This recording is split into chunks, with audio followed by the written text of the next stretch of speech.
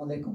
आज हम 7वीं जमात का टॉपिक रामचंद्र जी पढ़ने जा रहे हैं। जमात 7वीं मजमून उर्दू मौजू श्री रामचंद्र जी। रामचंद्र जी हिंदुओं के अवतार हैं, मतलब भगवान के रूप में। जैसे दूसरे मजहबों के लोग भी उनकी इज्जत करते, इज्जत की निगाह से देखते हैं, यानी कि इज्जत की। रामचंद्र जी अयोध्या के राजा दाशरथ के बेटे थे। राजा दाशरथ की 3 रानियां थी। राजा दाशरथ की कितनी रानियां थी? 3 रानियां थी। कौशल्या पहली, कैकी दूसरी और सिंतरा तीसरी। इन 3 रानियों से 4 बेटे हुए। कितने बेटे हुए? 4। रामचंद्र जी बरात, लक्ष्मण और चित्रखान। रामचंद्र जी बड़ी रानी कौशल्या के बतन से थे। बतन यानी बतन का मतलब है, बतन हो गया पेट से थे। बरात कैकी से, जबकि लक्ष्मण और शत्रुघ्न सुमित्रा से पैदा हुए। इनमें रामचंद्र जी सबसे बड़े थे। वो बड़े नेक और बहादुर और अक्लमंद थे।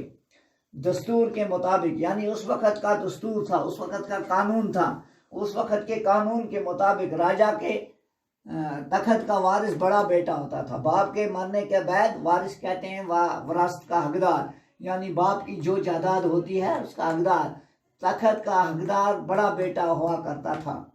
राजा दाशरथ भी अपने बैद राजपाट यानी तखत को रामचंद्र जी को ही सौंपना चाहते थे। बादशाह की ये राय थी राजा की कि मैं अपना ताज तखत रामचंद्र जी को सौंप दूं, यानी रामचंद्र जी को दे दूं। जबकि कैकी को राजा दाशरथ की इस ख्वाहिश का पता चला, तो इसकी दूसरी बीवी को इसका पता चला तो बड़ी खफा हुई। वो बहुत नाराज हो गई। वो नहीं चाहती थी कि उनका सौतेला बेटा रामचंद्र जी अयोध्या पर राज करे, क्योंकि वो उसकी सौतेली माँ थी। इसलिए वो ये नहीं चाहती थी कि उसका सौतेला बेटा जो है रामचंद्र जी वो अयोध्या पर राज करे। अब वो अपने हकीकी बेटे बरात को राजगद्दी पर देखना चाहती थी। उसकी ख्वाहिश थी कि उसका बेटा बरात जो है वही राज तखत पर, यानी राजगद्दी बादशाह के तखत पर बैठे। कैकी ने एक बार राजा की जान बचाई थी, एक बार राजा, जिसके बदले में राजा ने इनकी एक मांग पूरा करने का वादा किया था। तो कैकी ने एक बार राजा की जान बचाई और राजा ने इससे वादा किया था कि आपकी एक मांग पूरी करूंगा। कैकी ने इस मौजू को, इस वक़्त को गनीमत जाना और मांग की कि रामचंद्र जी को 14 बरस का वनवास दिया जाए। वनवास का मतलब है घर से निकाल कर जंगल की तरफ भेज दिया जाए और बारात को गद्दी पर बिठा दिया जाए और बारात को तखत पर सौंपा जाए।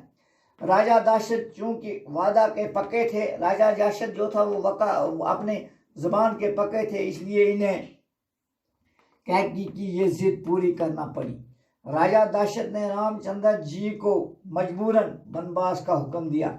जब राजा दशरथ के बाप ने बड़े मजबूरन इसको रामचंद्र जी को वनवास जाने का हुक्म दिया। रामचंद्र जी फरमा बरदार थे, यानी बाप के हुक्म मानने वाले।